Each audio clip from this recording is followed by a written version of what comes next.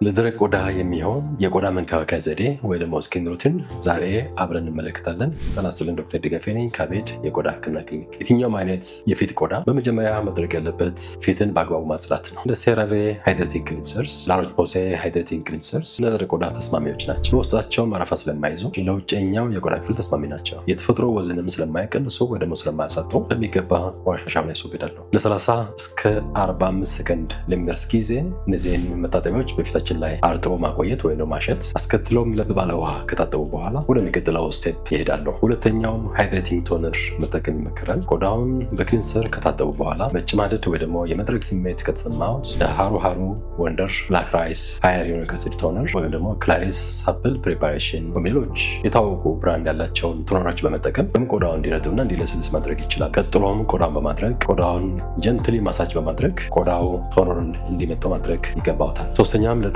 ቆዳ የሚሆኑ ሃይድሬቲንግ ሴረሞችን መጠቀም ይመከራል። ላይት ዌይት ስለሆኑ ወይም ዝቅተኛ የሞለኪውል ክብደት ስላላቸው በቀላሉ ወደ ቆዳችን ውስጥ በመዝለቅ ቆዳችን ሊያረጥቡና ሊያለሰልሱ የሚችሉበት እድል ከፍተኛ ነው። በአራተኛ ደረጃ ከሴረም በኋላ ሞይስቸራይዘር ክሬሞችን ለደረቅ ቆዳ የተዘጋጁትን መርጠን መጠቀም ይኖርብናል። ወዘን ሳያበዙ ቆዳችን እርጥበት ይዞ እንዲቆይ የሚያስችሉ ስለሆነ ሞይስቸራይዘሮቹ እንዲጠቀሙ ይመከራል። በመጨረሻም መረሳት የሌለበት ከሞይስቸራይዘር ክሬም በኋላ የፀሐይ መከላከያ ቅባት መጠቀም ነው ማለት ነው። የፀሐይ መከላከያዎቹም ለደረቅ ቆዳ ተብሎ የተዘጋጁ መሆን ያለባቸው ሲሆን የሳን ፕሮቴክሽን ፋክተር መጠናቸውን ከ30 በላይ እንዲሆን ይመከራል። ቢያንስ በየ2 ሰዓቱ በየ3 ሰዓቱ እንዲጠቀሙ ይመከራል። በተጨማሪም ቆዳ የመድረቅ ስሜት ከተሰማ እስካሁን ያየናቸው ለደረቅ ቆዳ የሚሰጡ ስኪን ሩቲኖች ናቸው ወይም ደግሞ የቆዳ መንከባከቢያ ዘዴዎች ናቸው። በሚቀጥለው ቪዲዮ ደግሞ ለደረቅ ቆዳ